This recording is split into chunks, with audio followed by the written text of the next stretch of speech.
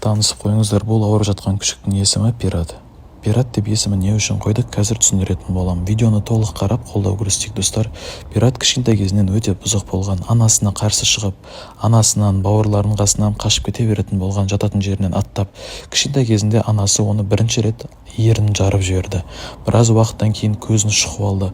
Көзі осылай ісіп кетті, емдеп алдық, осы себептен Пират деп қойдық.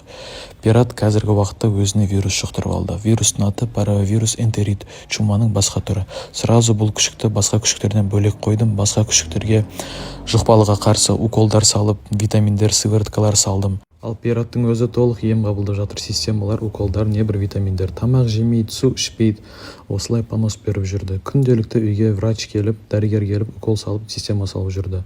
Пират қазір сәл-сәл басын көтеріп ары-бері жүр.